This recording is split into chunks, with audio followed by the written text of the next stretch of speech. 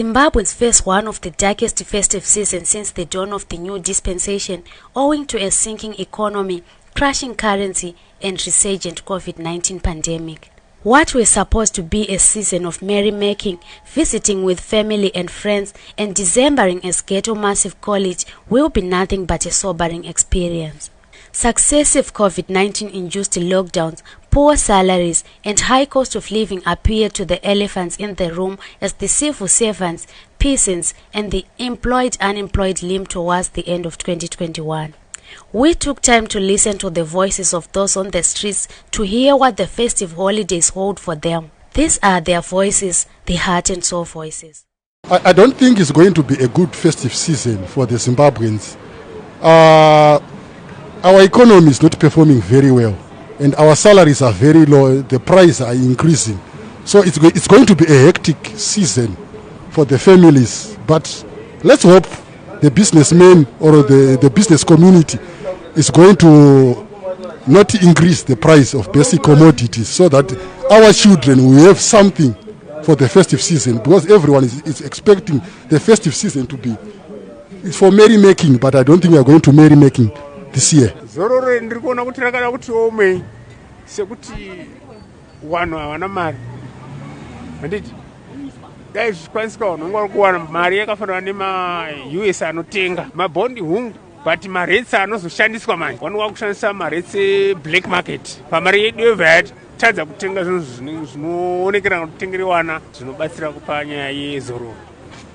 Zikubalanza zvachese masalaries acho asi kubalanza because ukatarisa so paunotambira mari uda kutenga kana kuti let's say uda kutenga kana kuti sugar kana mafuta zvawo kushandisa mabasic needs iringoperera mabasic needs maschool fees chaicha haisitombokwana.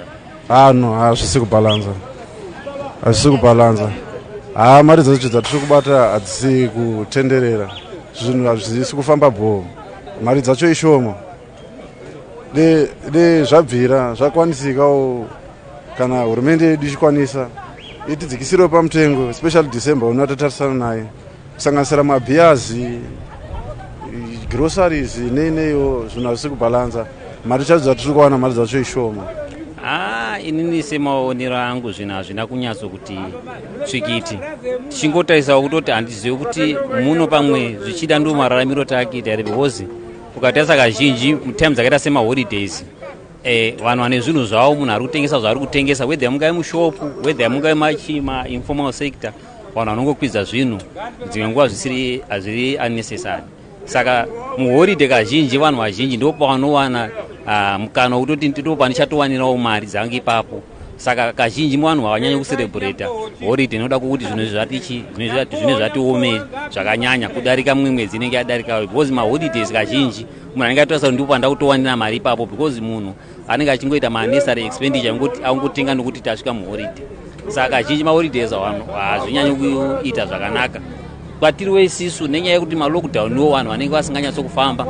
As you can see kuti pabhizinesi redu pakatongonyararawo iko zvino. Saka maholidays titasara kuwana mari pane kudiwa futi kwema-lockdown kuti vanhu vanenge vava kunzi mbomerai kufamba imbomerai zvakadai. Saka munhu anoopta kutoti zvina ndisafamba shandise mota kana kutofamba ne-public transport, ofuchi kwatiri isisu bhizinesi inenge isingafambi. Hazvisi kubalanza bozi mashopu zvavo zviri kungokwira everyday, hazvizoita unoda kuti zvinoshomisa sei vanenge vachifungini vanhu. Kuti mari yaunowana negrosari unozotenga zvienderana ndosara kuti kumainasi pamari yaunenge wawana pamwedzi. Saka zvinhu zvakaoma zvisingatoiti zvotidai vanhu vemashopu varega kukwidzawo zvinhu. I think kutanga kwesizoni yedu 2021 nesarari zvanga zvine zviri much better, but as time goes on masalaries akazopedzisira akuenda achidhakwa, especially from May, June, July, August up to now. Zvinhu hazvizi kutofamba zvakanaka, because takatarisa yo salary yawaitambira muna February kana March haina kutombochinja, yakangoramba iri papo, and also inflation yakabva yatanga kushuta kuenda high. Masalaries hapana kana increment kana what.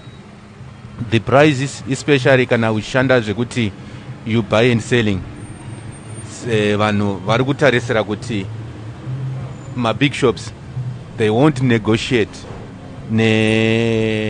semakaita manana okay kana na munana hostels amuna kunegotiate, but they are trying kuya mune ma-indigenous ndimo munoto negotiate but inini ndakutotry kutosacrifice kuti no rega ndingomupawo but hapana profit inenge iripo.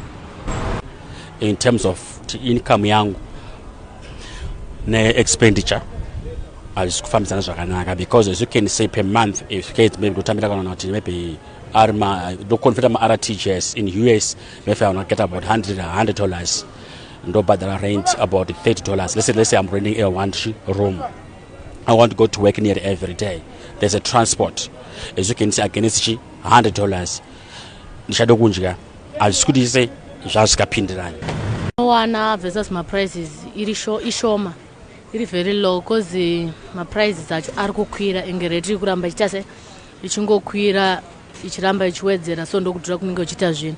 So nebasa redu atichita revending hazvisi kubatana, zvinenge zviri low pakunohodha mari yacho naidzoki nekuda kwamaprices. Padi chiripo ndechekuti first of season yakati dhakwei zvakanyanya nenyaya yekuti income yedu haisi kuzotikwanira kuti tizovewo neextra for fun.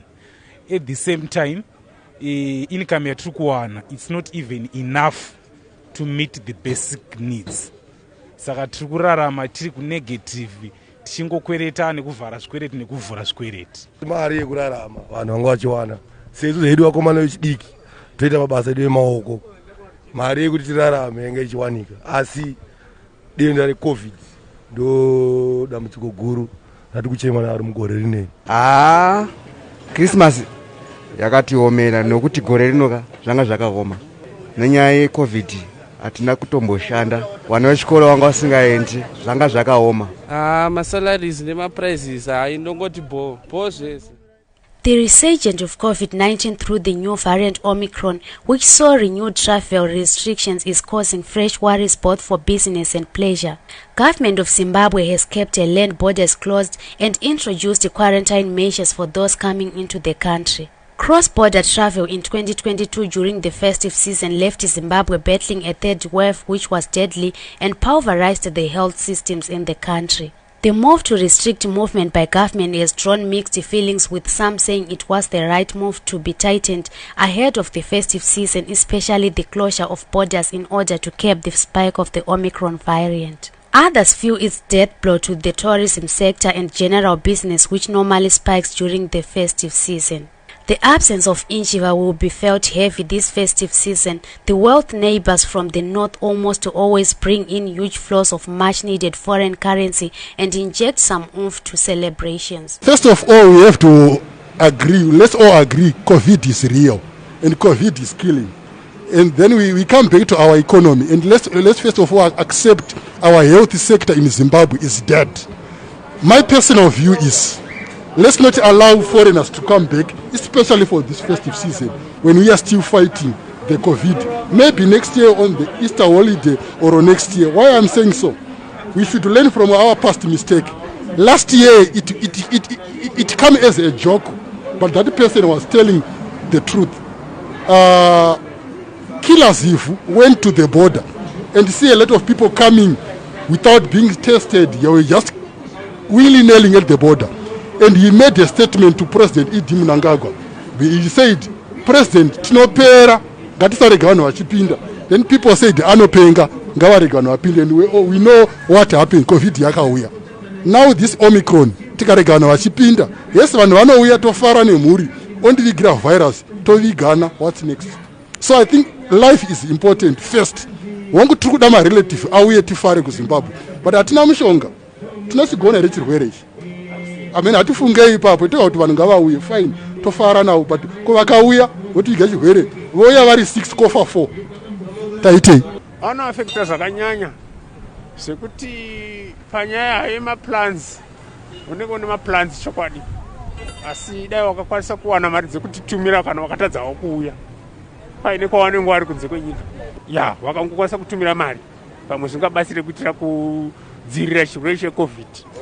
Panyaya nemaregulations akaiswa negovernment I think ari kutivhiringidza mararamiro nemashandiro because vanhu vaimbotunzira mari hausi kwanisa kuuya vari kutya mutemo wekunzi 10 days uri pai uri muquarantine ukuthi munhu autongogara ari kwaari kuno kwaachadzoka right zvinhu zvakaita sezvezvi munoziva kuti kutravela kwavanhu kunounzawo business munzvimbo izvi zvatinorarama nebusiness kana tina mwana kuna South Africa vanoshengetedza mari dzavo kuti vazodzidya vari kumaruzevha kwavo vari kupi saka mari ikapinda muno ndo painotendererawo saka covid iri kutivhiringidza zvikuru paringe neupfumi hwenyika ino maringe nemabhajeti edu pamachristmas and everything saka zvinhu zvakaoma zvisingaiti. Covid iri kutiafekta zvakanyanyisisa.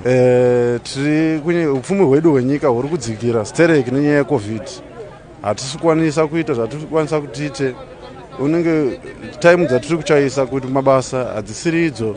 Vamwe vacho tinotravela manheru kuti kukwanise kutravela.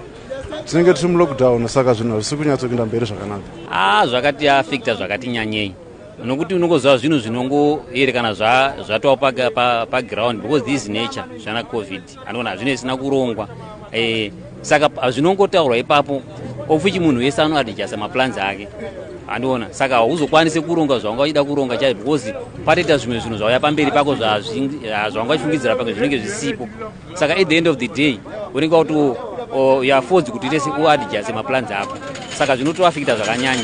Zvinoafekta because ukatarisa vanhu vazhinji vanobva kunze kwenyika vanowanzo kuya towards Christmas kuzofarawo nemhuri vavanenge vasiya munomu but ukatarisa kuti vamwe vachatokwanisi kuuya noda kwecovid iyoyi because zvinenge zvichidiwa zvakawandisa kuti munhu anga anazvo saka zvotoafekta holidays kutoti hatifungi kuti ichanakidza holiday because vazhinji vachangotamba vari kwavari kokoko nekuti covid yachitati pamwe zvaanani but unzwa kuti nemwe yatanga futi saka vanhu kuti vauye hapatori mahwani.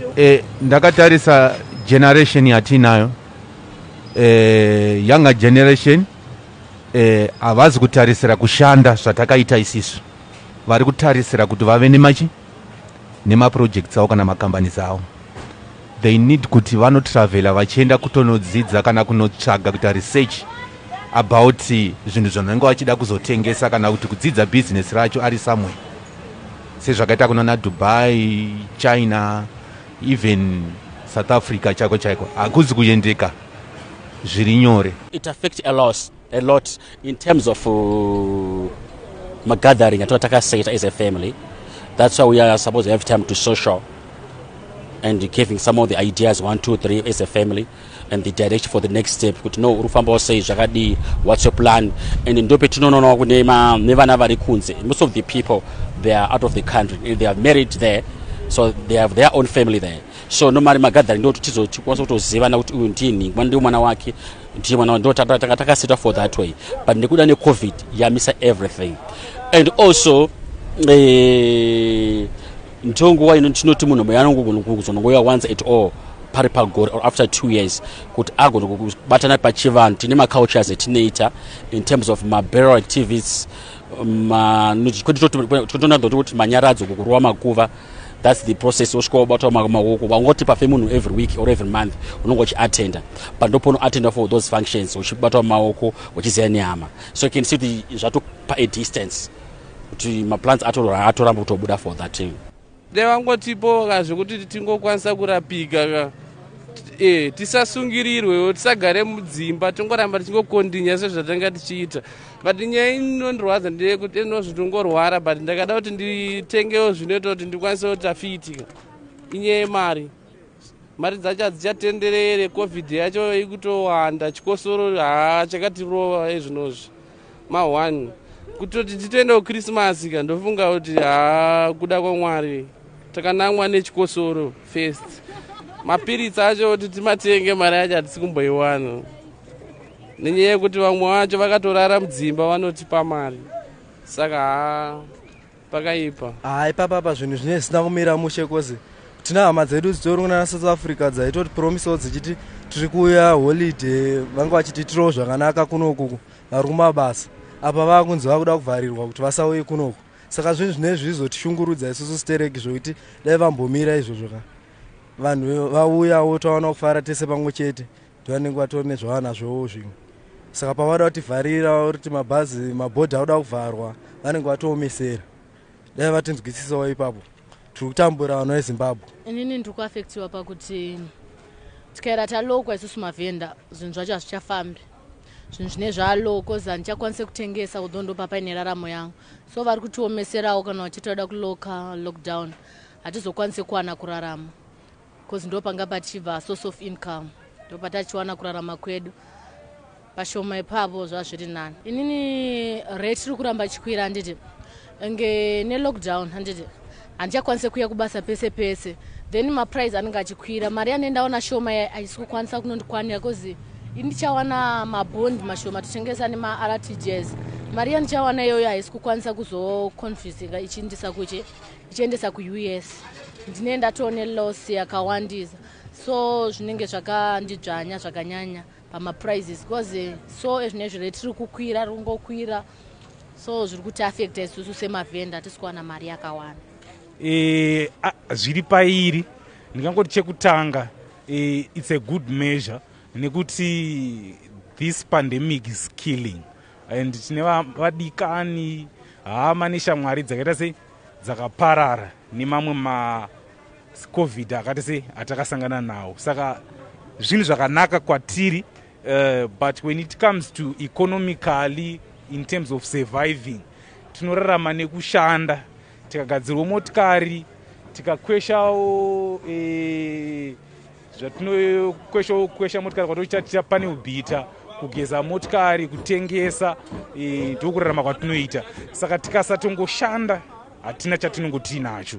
Saka tinozoona futi zvichitiremera kugara mudzimba. Chazvinoita ndechekuti like measures akafana iyo yamataura specifically for South African border nditi kuti ravhara. Isusu muno muhani zvinhu zvatinorarama nazvo tichitengesa tinonyanya kurilaya neSouth Africa. So mabhodha akavharwa it means futi kuti takutanga kusafa in terms of that area yebusiness number one.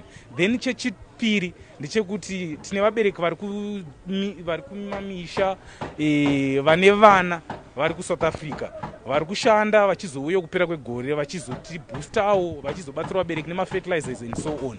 So kana vavharirwa futi ikoko zvinotiomera zvekare. Then chechitatu ndechekuti nguva zhinji first of season ndo yatinokwanisa kushanda zvakanyanya.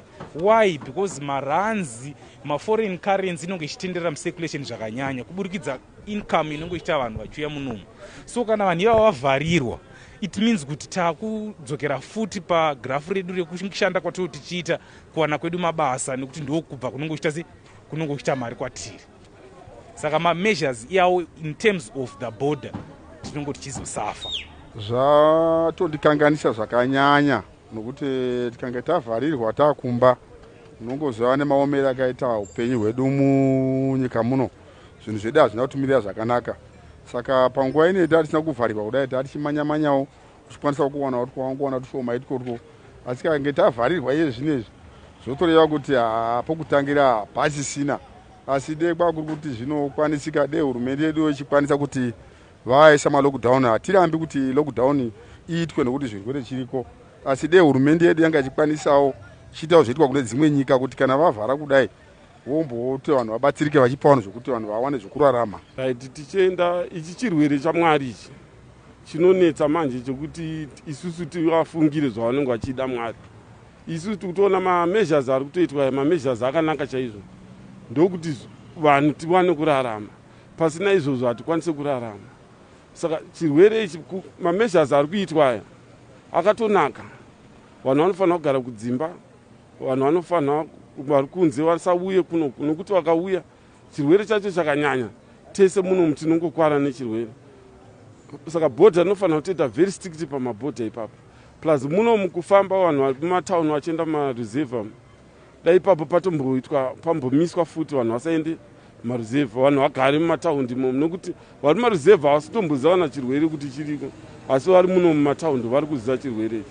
Saka vakuda kuenda kunozorora nekunospreada chirwere. Isusu zvotoafekta pakuti isusu tiri mayouth echidiki tinozviitira mabasa edu.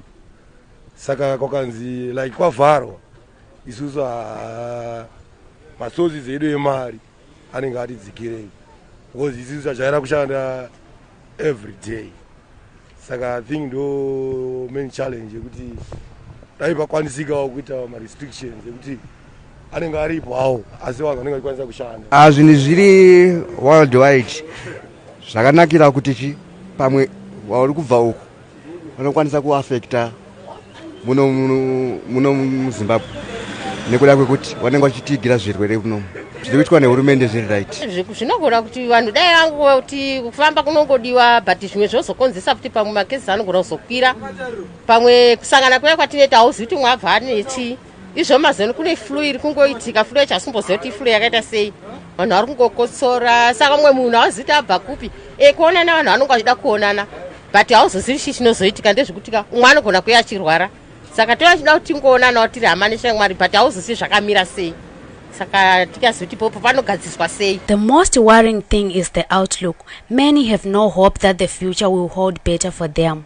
January is a monster many would want to avoid. School fees are likely to go up as the currency continues to take a knock on the black market.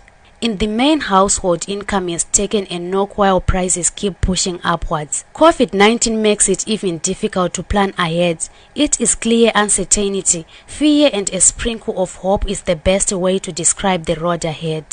Obviously, I expect something good next year.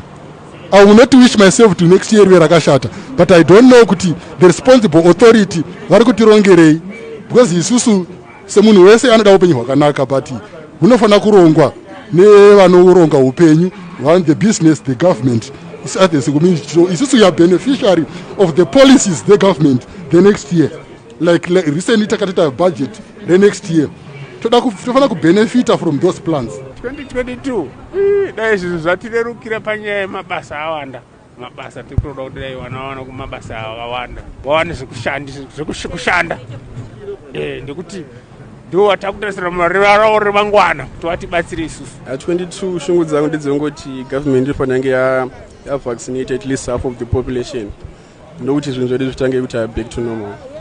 Munhu wese afanira kuvaccinatwa. Muna 2022 ndikutarisirawo kuti dai mameasures eupenyu hwavanhu wambochinjweiwo especially pamastrict covid kuti maybe amwe neimwe solution yekuti aitwe but vanhu vachisurvive.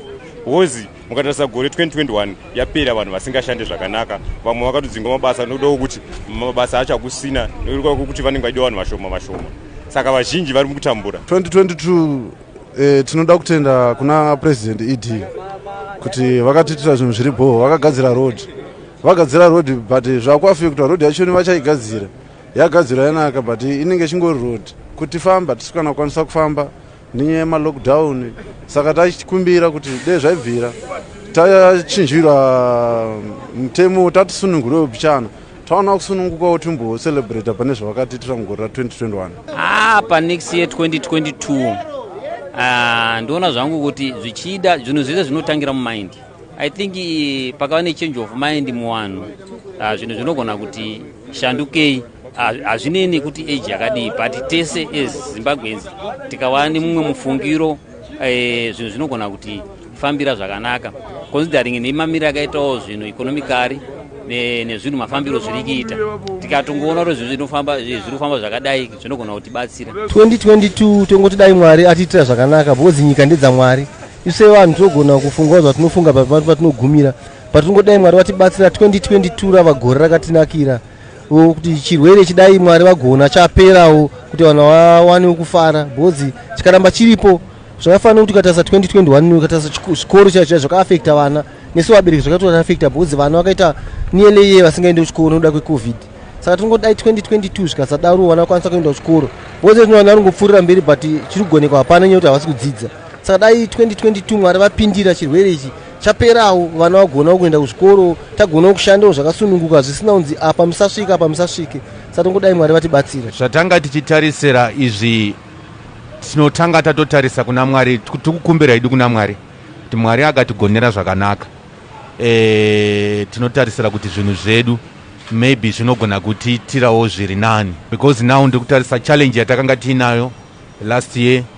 Vana vechikoro vakazopedza kunyora muna January but this year vakasikawo kupedza muna December, which is okay. 2022 I've got a lot of expectation because as you can see Now I'm turning 30 something, I'm going to 40.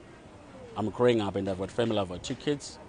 So normally I'm trying to wish today, someone like especially for our economy, kuti dai zvaita settled, so that kuti munhu anonga achienda kubasa akapuwa $50 akapuwa mari anotenga anogona kuseva ichiraramisa mhuri yake kana ichiraramisa mhuri yangu kuti anaenda kuchikoro oenda ane panogara zvokwandirana zvizhinji zvinozongowedzerwa zvazvo. And also we are expecting kuti and also in terms of activities like my politics activities kuti aita law in terms of challenge of our economy, because I can see politics activities zichirana vanobvutirana chinhu one chichiuraya isusu vari pasi. So we just pray kuti for the next 2022 they are going to be together and have the same direction, so that we can build our economy, so that each and every angle we can benefit. Hatizowani tese zvakafanana, but munhu anowana nepanowana napa chigona kudi kurarama pasina kakudhonzerana. That's my expectation for 2022. Chandingangotarisirawo kana ndichangodai Mwari wangu nditukamirirawo ndakwanisa ndiromberi neupenyu hwangu nekuda kwekorona kapamwe dai takatoshaya asi ndangotarisirawo dai tangotova penyu bo. 2022 ndotaura kuti dai tambosiya zva2021 zvataita ka 2021 taineseka zingaite dai vatiitirawo zvinhu chaizvo zvokuti munhu wese afare munyika tiite chinhu one tibatane unit. Ini ndatarisirawo kuti muna 22 lockdown ikapera ngavativhurirewo tiwane kushanda tiwane kugamuchira zvinhu zvinochibva kuma outside, cause border rikavhurwa nyika inoita zviri nani. So ndachitarisirawo kuti tikavhurirwawo vakatipawo mukana. Yes, I know kuti covid iriko ngei kurwadza vanhu vazhinji vari kufa nayo, but raramo dai tatakwanisiwa tichibayiwawo kudaro votivhurirawo chero vakatipawo hedu time duration time yekuti tinopedza nenguva yakati neyakati tichimbowaniswa kukwanisa kuwana mari. 22 anotipfavira asati omire zvatatakaitirwa na 2021. Ma-expectations edu muna 2022 ndeyekuti zvecovid zvidai vanhu vese tagona kana kuvaccinatwa. Tavaccinatwa zvorega kuramba zvichikonzeresa ma-lockdown padiki padiki, so that production yedu isusu kushanda kwedu since tichiti vanhu vanoshanda nemabasa emaoko isazowanikwa ichitase ichimira, nekuti pa2 months dzatinomira kana kuti mwedzi watinomira wakafanana ne3 years, nekuti tiri vanhu vatisina mapensions, tiri kungoshanda tichiti hand to mouth, saka tinongoti tisingadi kumbomira. 2022 tatakatarisira kuti dei zvinhu zvaita zvakanaka, asi nechimiro chapo sekutaura kwamuri kuita kuti kuda pachaita lockdown tarisiro haisina kumira zvakanaka, nokuti tichagotarisira zvipi, nokuti tisingaende kumabasa taitangogara kumba, asi taitarisira kuti dei kuri kuti zvinhu zvakanaka. Taitarisira kuti dei mitengo yezvinhu mumashops umu yaita ichidzikawo, nokuti izvezvo mukatarira 2021 inei chiri kutishambisa ndechokuti mari dzacho dzatinotambira hadziwedzerwi, mari dzacho asi ukaenda mumashops zvinhu zvinoramba zvingokwira. Saka 2022 zvikaramba zvakamira kudai zvisingafambi semafambiro zviriita kudai, tiri kutarisira kuti upenyu unenge wakatoomera zvisingamira zvakanaka. Saka tarisiro chaiyo handina tarisiro yakamira zvakanaka, nokuti tikange tavharirwa ndofunga kuti tinoita zvinhu zvakanaka. 2022 tikutarisira kuti sezvo taakukura kudai izi taakuda kunorima izi tichigarawo muminda tichirima, sezvo hurumende yedu kuti pamainputs akawanda wanda hatinotenda chaizvo kuti hayo tongoendawo maruzeve tonorima. tava vanhu vakuruka, vana vadiki osarawo mumataundi vachingotambawo nayo taundi, toonawo zvokuita muminda. 2022 ndikutarisirawo kuti tichekutanga dai Mwari atungamirawo mvura yanaya, denda ropfuurawo tokwanisa kuenderera mberi. Zvikuru sei mvura yakanaya, nzara ndo chinhu chega chinouraya kudarika zvimwe zvese, saka takawana go home togona kubooster. Haini ndinotarisira kuti dai covid yai mamanagers dai atorwa kuti dai chirwere chichapfuura tonyatsa kurarama upenyu hunoendeka. Daisi dai mari yanyasawo kubatika nekurarama kwatiri kuitawo mari yatenderera, ndaitotarisirawo dai ndakwanisawo kutengawo mota yangu nestand yangu. You have to be optimistic. We expect next year to be good. We have to be optimistic. Let's say next year Jangraka Shata. Let it be good. Let's all hope next year we're going to be good. 2022 ananga katioma kudarika 2021. Ndekutika rapera rakaoma rini 2021. Totarisira kuti zimwe nguva hazo zvingangoreruke kana paine mamwe mameasures achatorwa anoita kuti zvireruke. Asi zvinge pasina mamwe mameasures achatorwa pa. Ndikaramba zvakadai zvinenge zvatowese. I don't think pane chinonyanya kuchinja serei.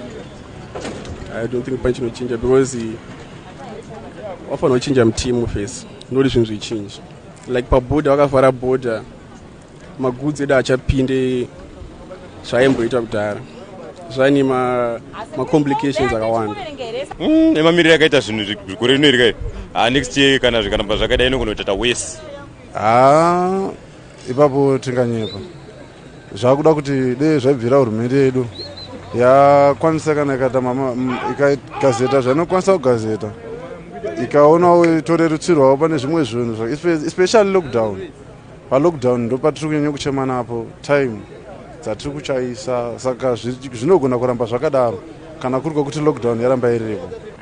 2022 sezvo inini hangu handisati ndapinda muna 2022 kuti ndipredicte kuti anenge akamira zvakadai zvinogona kuti netsei because chinoitika ndechekuti pane zvinhu zvakati wandei zvatogona kuconsider inini semunhu because one as you can see kuti vanhu pane ka-election mood kariko zvokuti 2022 we don't even know kuti zvinhu zvinenge zvichifamba zvakanaka here kana kuti zvinenge zvisina kunyatsomira zvakanaka nenyaya yekuti nema-election zvezvo you have to consider kuti next year mood yevanhu inenge yakamira sei in business wise nekungoona kuti zvinhu mamire munyika zvinenge zvakamira sei saka zvezvo in terms of business zvinokwanisa kuaffecta vanhu vakawanda zvikaramba zvakadai so mamiro azvakaita izvezvi tongopinda 2022 zvakaoma but isinongobhilivha kuna mwari kuti mwari ndo anosunungura zvinhu tongotenda kuti 2022 chagore chatinakirawo kumunhu wese kuti munhu afarewo noti gore harifanira kungonakira vanhu vashoma kana tichitanga asi unofanira kungonakira munhu wese saka indongovimba kuti 2022 achava gore rakanaka kwatiri.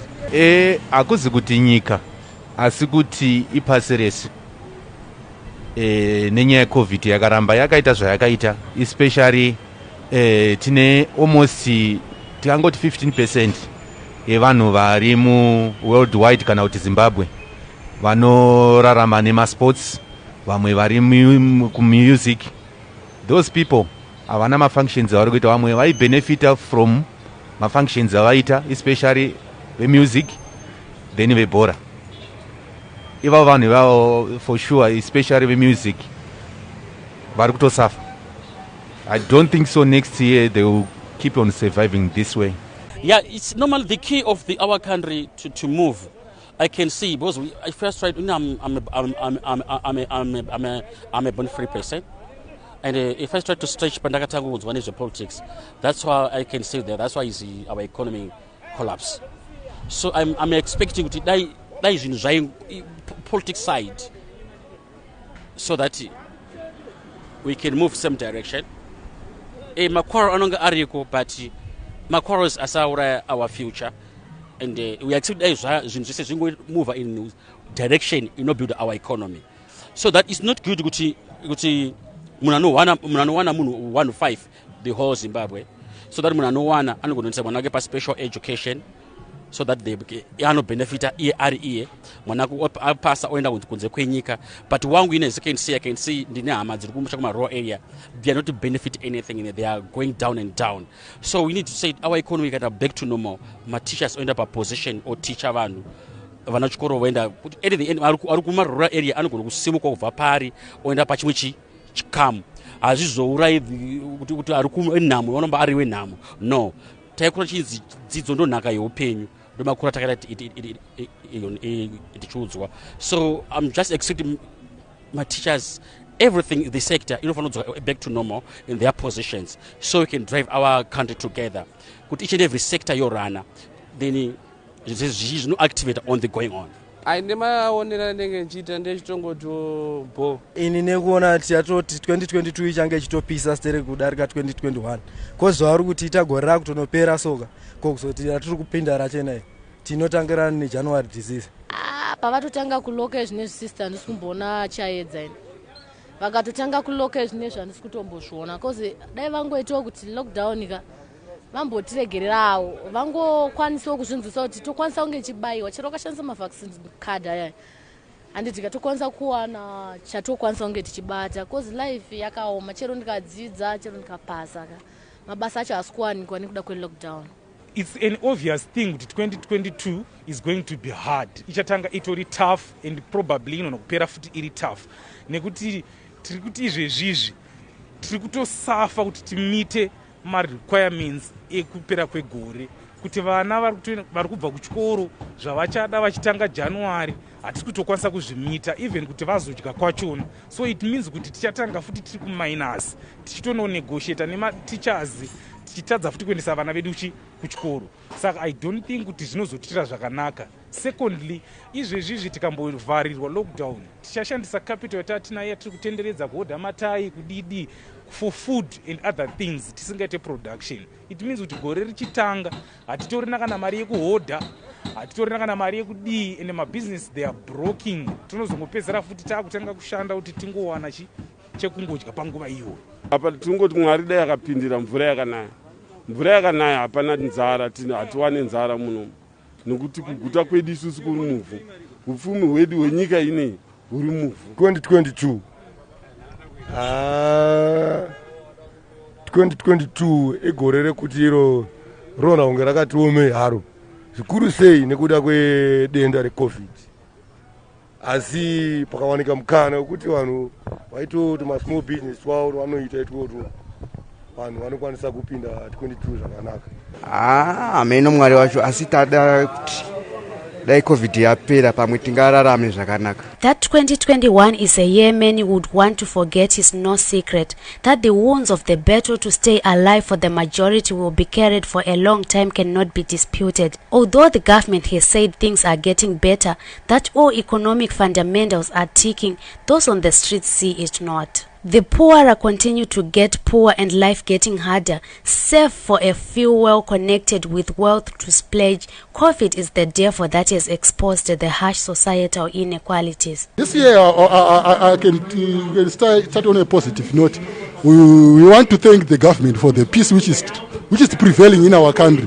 The political thing is not fair, but we are living peacefully. Again, the prices are high, but we are living peacefully. That we have to thank the government, but we are living peacefully. Then on the third note, the prices are low, are very high. May the responsible authority or the government see what they can do so that the ordinary person in the street can survive.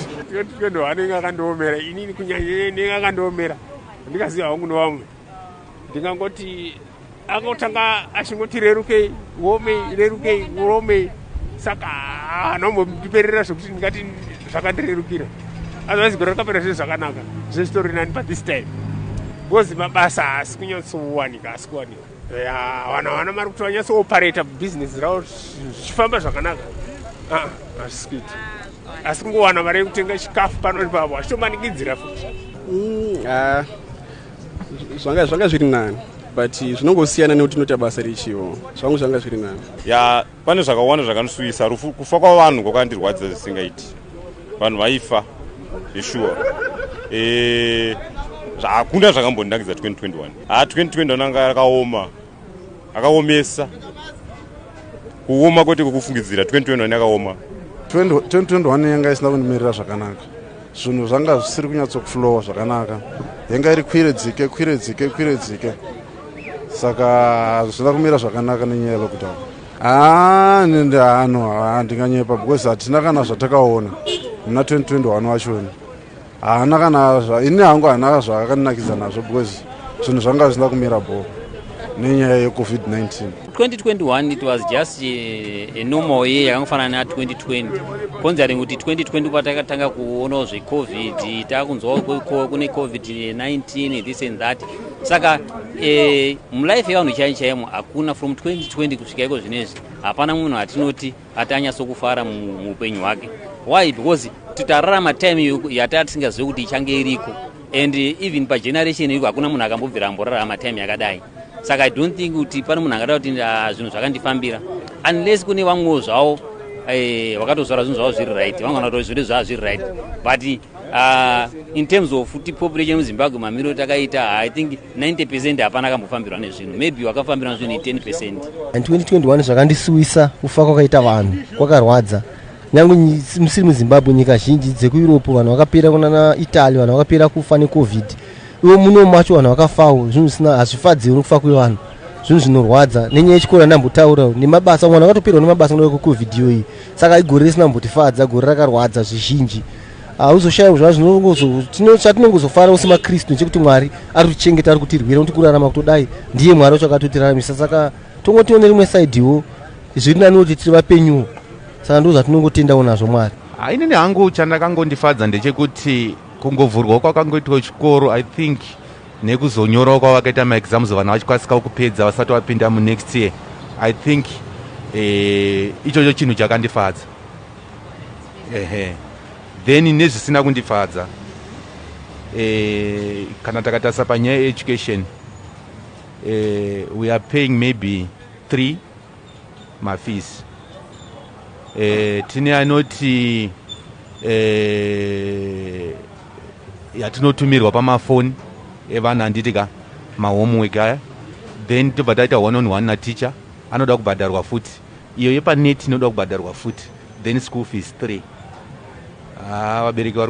For this year, as I can see, it was not an easy year for me because a lot of things and I expect to achieve for now.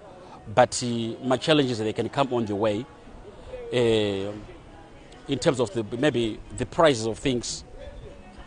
But at the end, chinchunguno price from my bond against US. As you can see, my rates are karamba. You can't achieve anything. So as you can see, it's just makarimwa in another way as fambike. So almost 80%, 20% wembo but 80 gets a struggle. But I just say on my way. Chinchester white sign effort, but but we just pray for the next 2022. There's a very big change for our country. Hapana chakandinakidza, zvinhu zvese zvaingosuwisa kusvikira pane zvinhu zvamahwani kwandiri. Ndokuti takada kutarisa takangonamwa vanhu vese mahwani corona. Saka hapana chinonakidza su takatarisana nechirwere chakadaiwo. Chinonakidza ndechekuti ndiri kutotaurawo nemi ndiri mupenyu. But takada kutarisa kumashure kwacho hapakaipa. Tongoti 2021 ka tairaramawo zvekungwavha izvozvizvi, but yange yakaoma zvekutoti hapana kana zvatiri kuita, hatisi kuenda mberi. Mugeto tinozongotiwo taimboita zvimapati zvimwewo, touya tichikanganiswa nepolisi, tichitandaniswa kana pana pabasa pedu chaipo tinombodzingwa tichitorwa kana mabhaketsi, kanzuro yakauya zvonzi muri kutsvage ipapo, hapabvumirwi kugeza motikari. But isu totsvaga kurarama, haina chinondakanakidzwa hapana. Kana kufara chaiko kwekuti totofara kuti tiri munyika, hapana. Titotarisirawo kuti 2022 vati tiro zvinhu chaizvo. 2021 makaita marwadzo, mukaita mukufara, mukudii, enge patakapiwa lockdown paive nekurwadza kozi mari yaisawanikwa, asi patakavhurirwa apa takakwanisawo kushanda, enge mari yatakaiwana half a loaf is better than nothing. Takatowana padiki ipapo, enge zvaive right, takakwanisa kusurvive than tati mulockdown. So 2021 akava nekupfava nekurwadza zvakare. Patakambovharirwa takava nekurwadziwa, asi patakavhurirwa zvakatiitira zvakanaka. Tanguti 2021 angatanga ari akanaka, but starting from muna March tichizopinda panyaya dzemaCovid zvakaitika ndezvekuti zvakaitika unexpectedly, tisingafungidzire kuti tingapinde musituation yakadaro. So takaitawo kapaniki, tikaexpenditure dzimwe mari dzatanga tisingafanira kunge tichiexpenditure kumagroceries and other things, then bva zvatikonzeresa kuti kumabusinesses edu adzokere pasi. So chatiri kunyanya kutaura manje kuna 2021 takaexperience a downflow in terms of business. Ndo chinhu chatingangotaura in general. Then nekuzofamba kwaro 2021 zvinhu bva zvachinja, maprices in everything zvabva zvaita kakukwira kuma US kwacho ikoko, kwatochita hasi are prone to changes asi zvakachinja. So kuti tinyatsoadjusta chaiko chaiko kuti zviri kunyatsoendeka zvakaoma, kumarendi kwacho, zvikafu kwacho, transport and everything is just something else. Hazvisi kunyatsoendeka 2021 ini handina chendikati chakanyanya kundifadza, nokuti mamirenge akaita nenyaya yechirwere chachiriko chomurungotaura ichi, vanhu vazhinji vakafa. Saka ndikati ndakafara, mabasa takambovharirwa, ukangoona inguva diki diki tinongonzi mboita mabasa. Saka ndikati yanga yakandinakira, haina mbubvera yanyasa kundinakira, nokuti handina zvandakanasa kuona, zvandakanasa kuita chacha. Ndoda kuti kati gare gare tambovharirwa, nguva diki diki tomboenda kubasa gare gare. Saka mabasa kwacho nyangwe tinosenza mari dzacho nyangwe muri kumba kuti vanogona kuti tombokupai mari kuti mubatsirikane, hapana mari yataipiwa, toita kugara kumba. Saka handingafunga kuti pane chayakanatsa kundinakidza 2021 ranga rigore rakanaka chaizvo. Mvura yedu tanga tiinayo, zvipfuyo zvedu zvanga zviriko zvichiwana mvura zvichiita zvese zvatanga tichida kuita, anga akamira zvakanaka chaizvo 2020. Asi nyaya yangonyanyonetsa 2021 ndiyo kugara takasunga muromo. Muromo nekupisa kuri kuita kudzogu unenge uchachibvisa kana pamberi pemapurisa chaipo. 2021 ranga rigore ranga rakashata zvikuru sei nyaya yecovid. Hama dzakawanda dzakafa, zvokonzeresawo nekuvhara kwemakambani zvinoita kuti nyika yedu zvakare idzikire. Saka tikuti dai chirwere chakakwanisa kukamuka, mabasa ovhuriwa, vanhu kwanisa kushanda. Ini 2021 hapana chakambondifambira. Takutotarisira 2022 wacho kutiona kuti zvakamira sei. Ini zvakambotiti bhoe pane madhezi takambovharirwa pepa chisi 7 months. Pepa takakwararedza takagara kumba. Takambotarisira kuti pamwe tichazoimbatireka nechakati muchawana zvakati bata takangogara chekubatsirikana tisina. But pane madhezi atakavhurirwawo tichingoziva kumabasa muchingoshandawo. Ndakaona kuti taimbotiwo batei zvishoma zvasinganyanyi kuomawo zvisina kunyanya kuoma. Taitawo tichiwana asi mari yaitombotibatike zvaitomboita chitenderera. But izvozvo yabva yatiziya kusina kana mari yacho.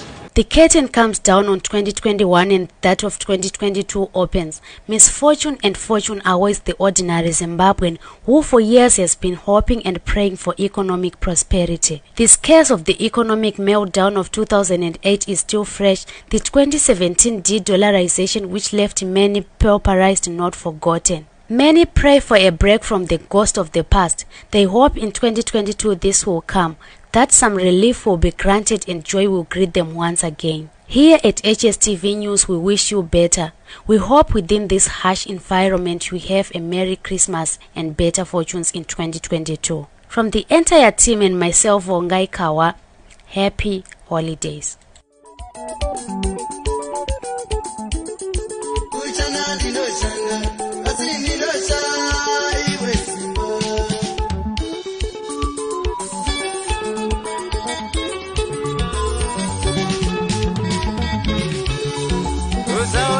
Chizukuru chaku ndichakubva chete, ndidze guru vako, tika boyo.